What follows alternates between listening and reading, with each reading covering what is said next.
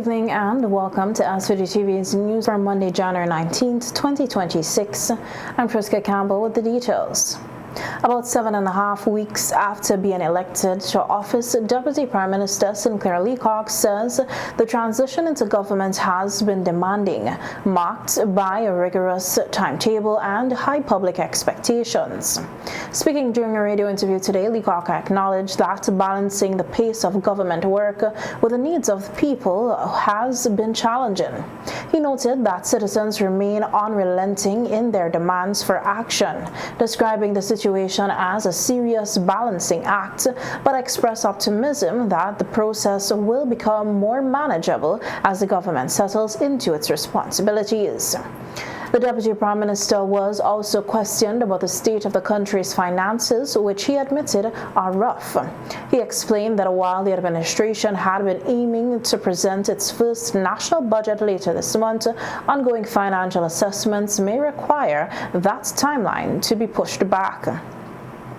According to Leacock, the government wants to ensure that the budget is realistic, as he also shared that the national debt stands at approximately $3.4 billion, which is even higher than the earlier figure of $3.1 billion that had been reported. Done remarkably well in my ministry, and the government as a whole have done exceedingly well. One of the advantages, because you asked the question expecting a perfunctory response, but the fact that we are meeting at the cabinet level weekly is helping with team building and bringing us closer and closer together. So we're getting to know each other's creatures of habits, how people present themselves, how they react to constructive opposition pressure. And to pressure. And so far we are holding very well under the great chairmanship of our Prime Minister.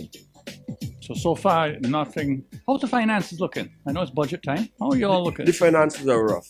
It's rough. We thought, for example, that we might have been able to present the budget in this month of January. We have had a little pushback because, having gone through all of the paces, we have to send it back to the finance guys to really juggle the figures around and see what's there. Because remember, we start with a big inheritance. You can't give us some of the data that we had rejected when we were in opposition. Right. In particular, these other capital receipts, which, for all intents and purposes, a phantom. So if you start with, and you're a numbers man, you start with a clean sheet, right, and from the ground up, there are challenges there. So they're coming back to us very shortly and to refine what we are presenting. Because every proposition on the floor means another million, another 2 million, another 50 million, and so forth. The numbers climb very fast. So you have to look at the figures that are before you and make sure that you have a sense of vision and direction, and your mission is being accomplished, or you lose your way. On the issue of government communication, Leacock said he believes this is an area that requires constant attention. As a minister with responsibility for public service, he said he has advised his cabinet colleagues that communication accounts for about 80% of their job, stressing that clear and consistent messaging with the public is essential to maintaining trust and confidence in the new administration. Morning, I had some advice that in one particular quarter we're not there yet, and I say very directly, if you're in a position of responsibility and you have to deliver service to the government, don't be under any illusion that you can frustrate us. I mean, we are very discerning people, and we'll fix it. But in the same breath, and I'm going to speak to Bing about this, because in my area of managing national security and crime and violence and all that comes with that, one of the approaches that I've taken is very, very early when it was with my portfolio was to bring in API, NBC Radio and VC3, and I engage them and make them know that they have to be on board and see themselves on the front line of delivering services to us to address and arrest that question of crime and violence and lawlessness in the Grenadines. And in that regard, I was suggesting to them that we have to begin to apply a soft power. Everybody feels that to deal, and I'm probably getting ahead of myself in your question time. Everybody feels that the question that is in front of us with what's happening requires more boots, more guns, more uniforms, more men. Important as that is, don't underestimate the value of soft power. And I'm happy to say that Dean John, the man that NBC Radio has taken a good lead. They have produced the first 3 commercial infomercials. Now, I hope other media houses can join us with that, because if we get to the point in which we begin to identify the influences in society, and they're across the board, they're artisans, they're cultural icons, they're sports people, they're in the church, they're in business, they're in community, they're in school, wherever they are. And the nation takes on this as a serious challenge, that we are not going to give you the space here to make our lives uncomfortable and miserable. And it's not you against the government. It's not you against a ministry. It is you against the people of St. Vincent and Grenadines, and we're taking back our country. We will win. Leacock also addressed perceptions that the government is moving too slowly on changes within the public service, including personal decisions and appointments to boards and statutory corporations. He said some of the feedback calling for immediate changes is driven by huge impatience and, in some cases, impartial expectations. The Deputy Prime Minister emphasized that such decisions must be handled carefully and responsibly, in accordance with established procedures to ensure stability and good governance. To begin with, the governmental system is not like the private sector. I mean, let me be direct. I had a little hiccup in my own ministry of a behavioral nature a week or two ago. If I was in the private sector and I came down and I read the Riot Act, that person could either be out of my office, out for a week, out for a month, and told in uncertain terms how school is keeping. You can't do that in government. No, in government that requires you writing a letter to the service commissions. They're being given the right for due process. They may want to choose to be represented by their attorneys. It may be a matter that requires the union to make an intervention, and they'll go back and forth. And 3 months of arbitration and discussion takes what 3 minutes would have done in the private sector. Wow. And that experience can go to other decision making in the governmental system, because it's not only bureaucratic, but it's very litigious, you know what I mean? And you have to be mindful. Over and beyond that, it takes some time to put structures in place. You have to have a public service commission, you have to have a police service commissions, and those things are now in place, and we can proceed. Let me be very direct to you. All that is ineffective and present themselves to hindrance of the New Democratic Party's administration, the government going forward, will be addressed in the fullness of time. Or parents will say, take time, kill ants, and you'll find the belly. In the Ministry of National Security, everybody knows who should be Commissioner of Police. Everybody knows who should be Deputy, who should be Acting Guard, and between and above. But I have a handle of the problem. The Commissioner who I met is still there. He's given me 100%. We're having corrections conversations on a daily basis. He must know, and I am sure he understands, that I'm a very discerning and understanding person. I have a background in the uniform, and he can't shortchange me. Right. And that's why he's delivering. Now, that said, that doesn't mean that he's made a case. He reiterated that while the government understands the desire for swift change, it is committed to doing things properly rather than rushing decisions that could have long-term consequences. Prime Minister of the Federation of Syndicates and Nevis, Dr. Terence Drew, is expected to visit St. Vincent and the Grenadines tomorrow, January 20th, 2026, to pay a courtesy call on Prime Minister Dr. Godwin Friday. A release from the Agency for Public Information, the API, says while here the Prime Minister will meet with Prime Minister Dr. Godwin Friday and other members of Cabinet to discuss matters of regional concern, shared priorities, and continued cooperation within the Caribbean community. The API release says the visit underscores the strong and long-standing bilateral relations between St. Vincent and the Grenadines and the Federation of Syndicates and Nevis, as well as a mutual commitment to advancing regional integration and collaboration within CARICOM. Prime Minister Drew currently serves as chairman of the Caribbean Community, CARICOM. Opposition leader Dr. Ralph Gonsalves has described the World Pediatric Project as a valuable and impactful initiative for Vincentians, revealing that his own family is expected to benefit from the program. Dr. Gonsalves made the disclosure during an appearance on Star Radio Today, where he spoke candidly about his personal experience with the organization. He explained that a recent visit to one of the project's clinics in St. Vincent and the Grenadines allowed him to firsthand observe what he described as strong work ethics and a genuine commitment to service by the medical professionals and volunteers involved. According to Gonsalves, positive outcomes can take many forms, and programs such as the World Pediatric Project bring hope, reassurance, and relief to families facing serious medical challenges. The World Pediatric Project is here. World Pediatric Project professionals. Well, they're always here, but they come now sometimes 16 times a year, sometimes even a little bit more. And you know, blessings come in various forms. And this project, the World Pediatric Project, which we started in 2002, just want to remind everyone of that. In 2002, where the government and the World Pediatric Project got together to have this fantastic program. A little was done before 2002, like 2000, 2001, but the program was instituted in 2002 by a number of fantastic professionals out of the University of Virginia. It has expanded immensely. He was careful to clarify that his presence at the program was a strictly personal capacity and not a political one. Dr. Gonsalves stressed that he attended as a grandfather rather than as a former prime minister or current opposition leader, underscoring that his interest stemmed from family concerns and sincere appreciation for the work being carried out, not from any political motivation. As I say, when you cast your bread upon the waters, it comes back, you know.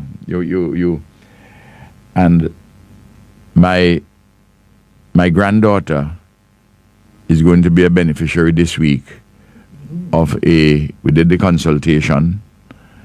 I was there with my daughter, the mother of my granddaughter, and it's not going to be a complicated operation.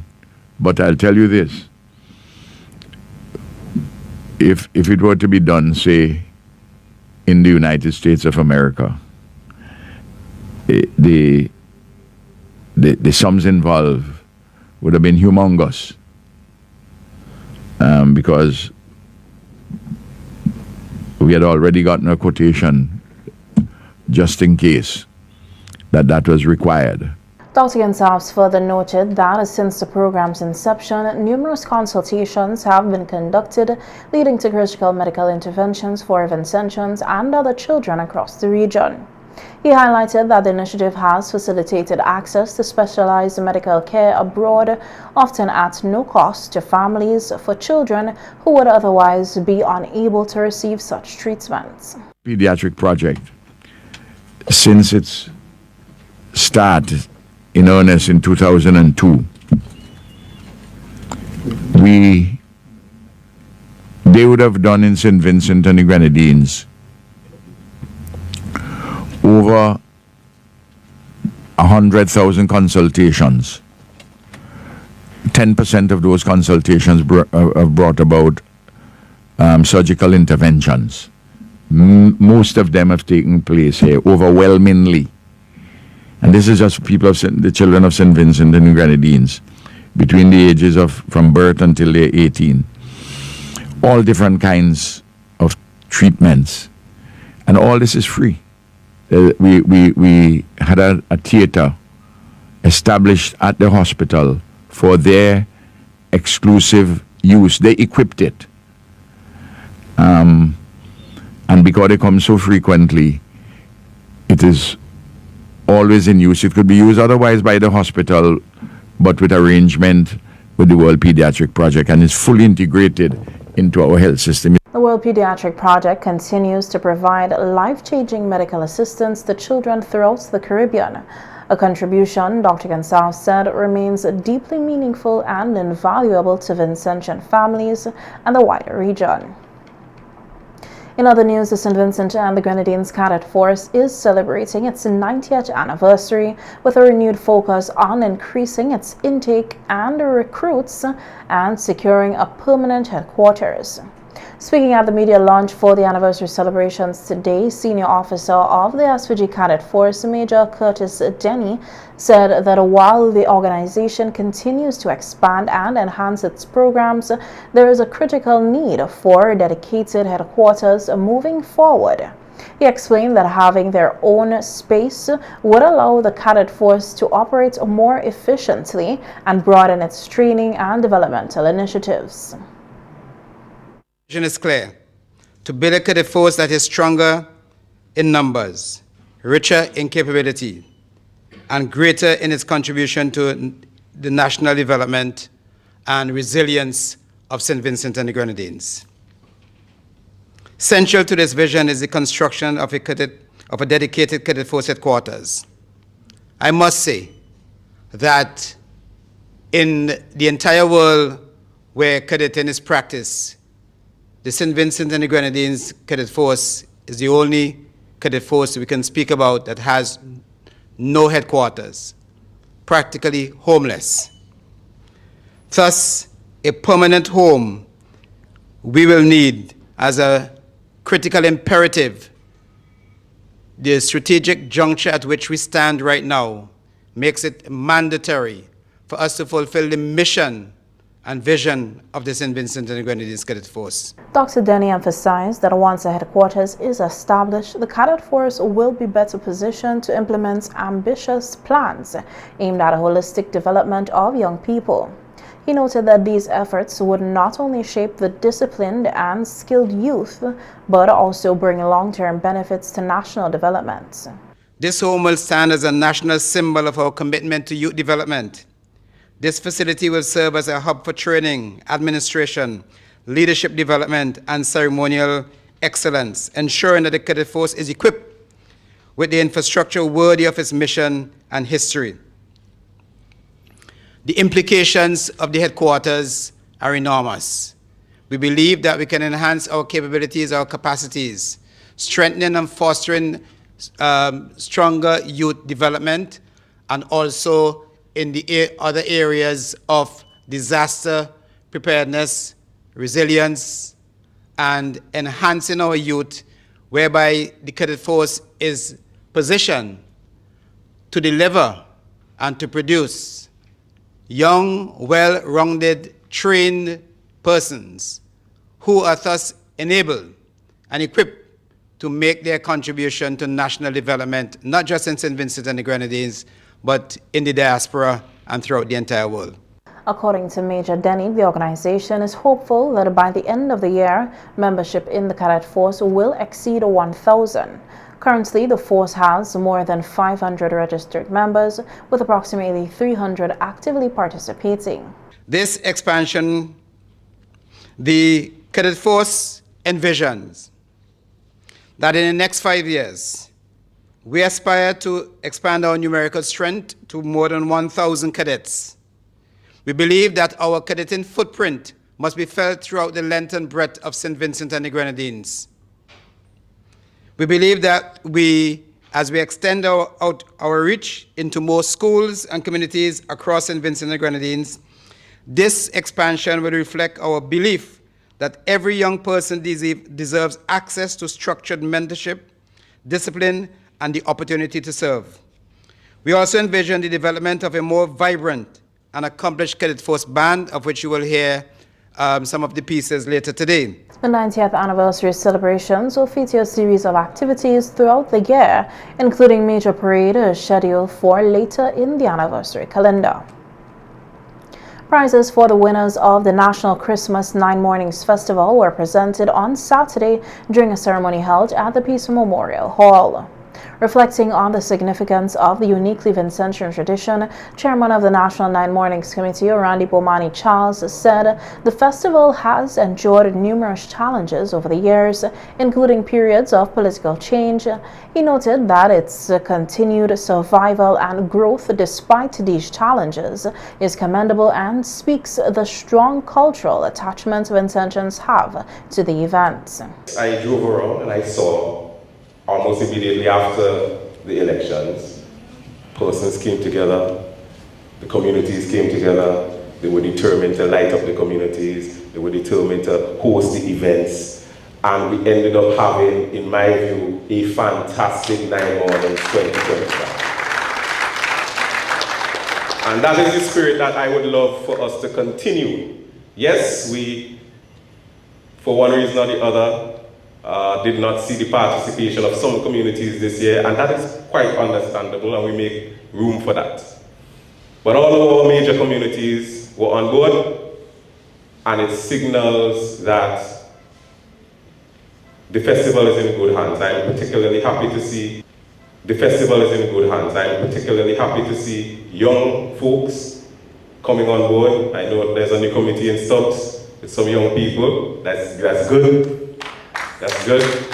Charles emphasized the importance of preserving the authenticity of 9 Mornings, even as organizers seek ways to improve and modernize the festival.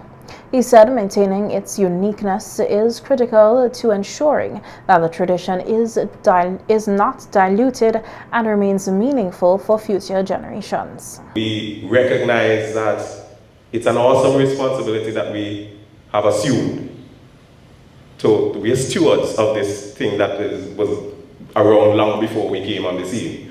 And our responsibility is to ensure that it moves forward, that it carries, that it lives up to its national cultural significance, and that, as the Deputy Chair mentioned earlier, we prepare for the advantage that we can take, all of the advantages that we can take with the tourism potential that it has. And we'll be having those discussions going forward with the new administration and amongst ourselves to see how best we can continue to improve our presentations, our productions, and involve the Tourism Authority, the Ministry of Tourism, to see how we can maximize the benefits reaped potential for 9 Mornings. Meanwhile, Director of Culture, Maxine Brown, revealed that the Department of Culture is actively lobbying for the 9 Mornings Festival to receive recognition from the United Nations Educational, Scientific and Cultural Organization, UNESCO. Such recognition, she explained, would help to safeguard the tradition and elevate its profile on the international stage as an important element of the nation's intangible cultural heritage. Because of its unique nature, its rich heritage, we are working hand in hand with the UNESCO, the local UNESCO committee, so that we, one day, someday, as they say, conquer day, will be able to have 9 Mornings on the World UNESCO Heritage List. And it will take time, but we have already begun to talk. And so, with continued work, continued collaboration, yes, more collaborations, with UNESCO through Mrs. Janelle Henry Rose, someday our 9 Mornings will be on the UNESCO World Heritage List, and we're working on that.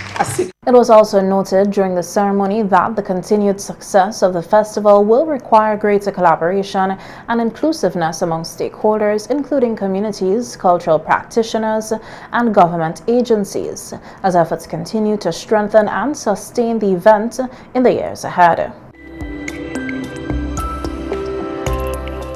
Welcome back. Still on the local scene, with a new government now in office, public discussion continues to intensify over whether there will be a change in leadership of the Royal St. Vincent and the Grenadines Police Force, particularly regarding the future of Commissioner of Police Enville Williams.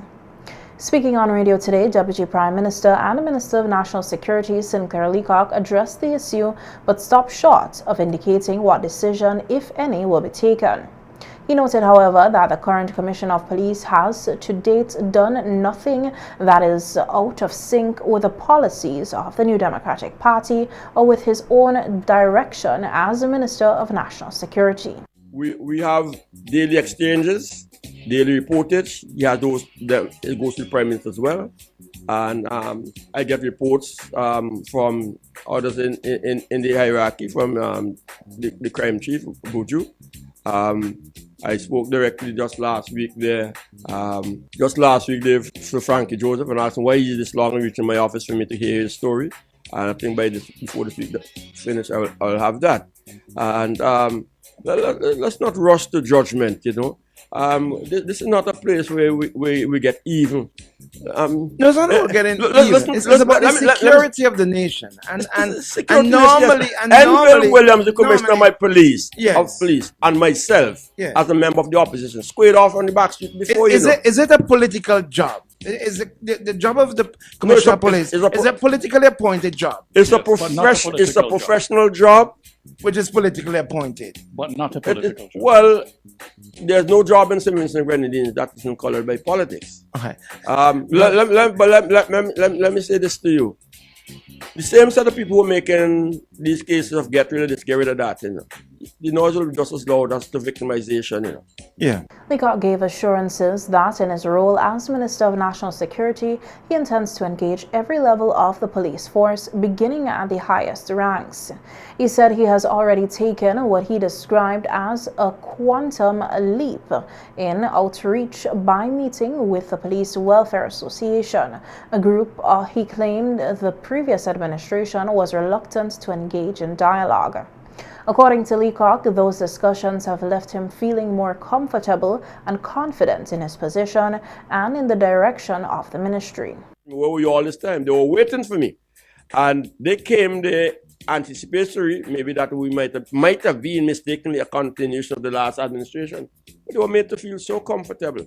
And they left with the assurance that the rank and file of the police force are behind their Minister of National Security. But let me ask you a quick thing, since it's along the same trait here, right? We're building from the ground up. But let's say, right, let's say in 2 or 3 months' time, you get along, you think the current commissioner could do the job and you feel good about it. But you got all this pressure out there from your supporters and the NDP people who say, well, we voted for change and you left him there. Do you think you could resist such a pressure? Well, I don't run a ministry by chat site, social media, and by people giving me ultimatums. I run a ministry on the basis of the facts, and on the evidence, and on the performance. And that is my position thus far. So I have a good sense of where the force is going to go in, but thus far, it is not. You see, a good commissioner does not a police force build. A good police force does a commissioner make. And if there are structural and inherent behavioral and all of the organizational weaknesses down at the bottom and the middle strata, you could know all of what you feel you know about policemen. You're bound to fail. And so we have to ensure that the building blocks are in place. And part of those building blocks is getting it right as to what degrees and what timing and levels of interference you should have from the political directorate. And you have to know what matters are fundamentally those of our operational nature, and back off. And those which are bounded and guided by policy framework, you know, and good common sense. The Deputy Prime Minister emphasized that open communication and collaboration with police officers and their representative bodies are critical to improving morale and operational effectiveness within the force, particularly during a period of transition under a new government. Also during the radio program, Minister Leacock announced that the government has identified 112 acting police corporals who have been in the position for an extended period without receiving the appropriate compensation. He said the new administration is committed to correcting this issue and confirmed that the affected officers will begin receiving the outstanding payments for their work effective February 1st, 2026. Policeman tells you, for example, that he's been a constable for 25 years. What happened? Then that's a system's failure. Because if he is so poor in the delivery of his service as a police, he should not be there for 25 years. Yep. You ask them to resign in the interest of the people. Or alternatively, if you are the one fault because you don't have performance measurement systems, you say mea culpa and promote the person. You know what we have done so far? We have 112 corporals in the police force. Some of them for 8 years. A tradition has emerged in which people can act for a corporal for 3 years, 4 years, 5 years, sometimes 8 years before you get paid. That's the exploitation of people's labor and service. We have made the decision that everyone must be paid the corporal's pay come the 1st of February. And if you don't intend to pay a person for a job, don't give them the job, give the worker the responsibility. Once a person has gone through a reasonable probationary period of say 6 months in a job, you either keep them or return to where they were before. But once you keep them, pay them the monies. You can't be telling a person because this is a particular type of organization, then you must work billy button for 2 years and 3 and 4 years. Leacock said the move reflects the government's broader commitment to fairness, accountability, and improving conditions of service within the police force.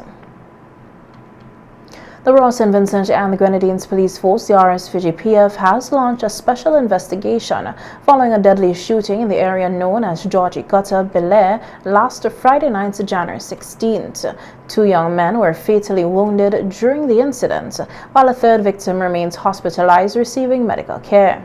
Speaking on the matter, head of the Police Public Relations Department, Sergeant Edson Smith, said the investigation was ordered by Commissioner of Police Enville Williams and brings together officers from several divisions, including the Criminal Investigations Department and the Major Crimes Unit.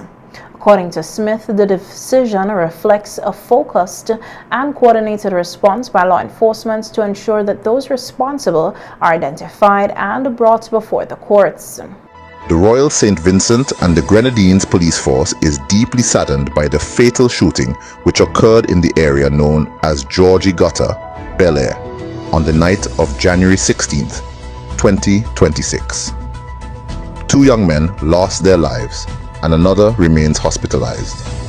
These deaths represent a profound loss to their families, the Bel Air community, and the nation as a whole. While the police force mourns with those who are affected, it is also making its position unmistakably clear. The offenders will be rigorously pursued. This act of violence has triggered a focused and determined response. Those responsible are not beyond reach, not beyond identification, and not beyond accountability. The police force is already moving swiftly, and the investigative process is active, deliberate, and widening. Sergeant Smith explained that primarily investigations indicate the shooting occurred during the late evening hours and sent shockwaves throughout the Bel Air community, which has been grappling with concerns about gun violence. He noted that while details surrounding the motive and circumstances remain under investigation, the police are treating the matter with the utmost seriousness. He further emphasized the RSVG Police Force will be implementing additional measures aimed at preventing similar crimes. These include intensified patrols, targeted operations, and increased intelligence-led policing in communities deemed vulnerable to violent activity.